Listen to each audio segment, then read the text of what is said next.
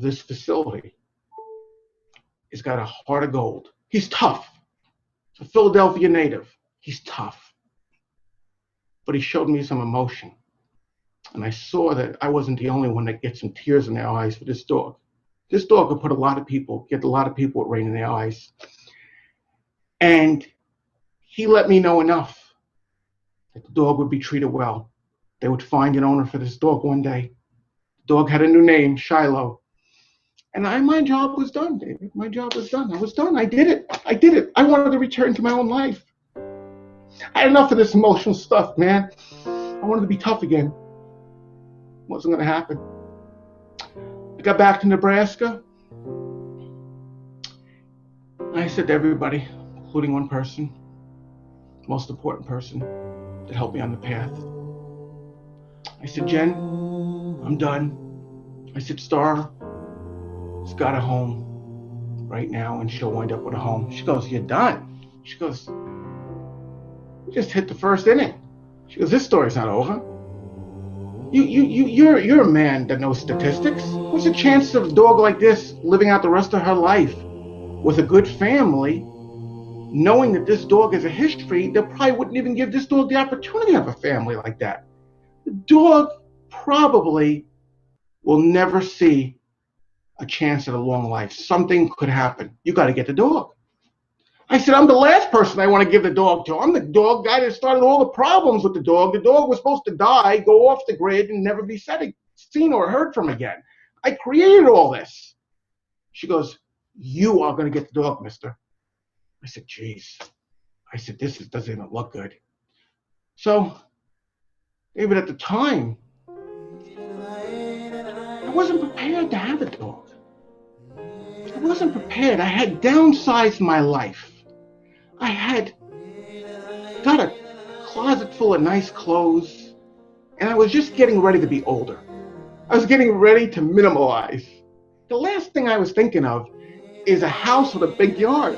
That was the last thing I was thinking about. I wanted no yard. I wanted a condominium.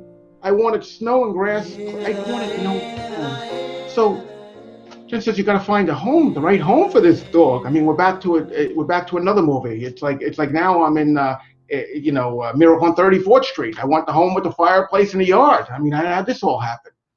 I mean, how did this all happen? Well, I did something different. Instead of getting the dog, I went and got the house first, and I put up the fence, and I got everything in place for the dog. Like I was going to welcome a child home. I got the yard. I got a tall fence, David. I didn't get a 6-foot fence. I got an 8-foot fence, and I had to get special permits for this. And I had an established neighborhood in Lincoln, Nebraska. If you haven't been to Lincoln, Nebraska, one of the things I like about Lincoln, Nebraska, that's just a place of its own. It's not the West, it's not the East, it's not the North, it's not the South. It's right in the middle. It's got the best people. They're fair-minded, and they kind of let you knock yourself out. And if you're a little out there, they just call you goofy. Not like the East Coast, they'll use some choice words. So I got this home. I move in. The neighbors have been there for quite a bunch of years. It's a nice established neighborhood, big lawns. Nobody has a fence. So I put up this 8-foot fence. The neighborhood's coming unglued. I've got one of my neighbors.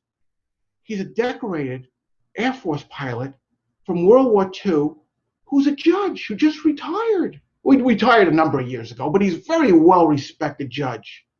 And he looks, he shakes his head. And then my other neighbor's a professor. What are you doing to the neighborhood? What are you doing? We don't have fences here. It looks ugly. They have no idea that I am trying to adopt a famous pit bull from New York City. So as time would go on, eventually I was selected that I could adopt this dog. And it was no easy task. It wasn't like, let's give it to the guy in Nebraska, but I made sense. If the dog would ever rebite somebody, who would be the best guy to rebite? Would be me. I wouldn't be able to say anything. I mean, the dog that I stood up for became this dog. It was a long process. It took a long time. It took months and months and months. I finally adopted the dog. I drove out to Philadelphia with a minivan. First time and only time I ever drove a minivan. And I got the dog. I got a minivan so she'd be comfortable. And I brought the dog quietly back home. Nobody knew I had the dog. Until things started happening. There are wise people in the Midwest.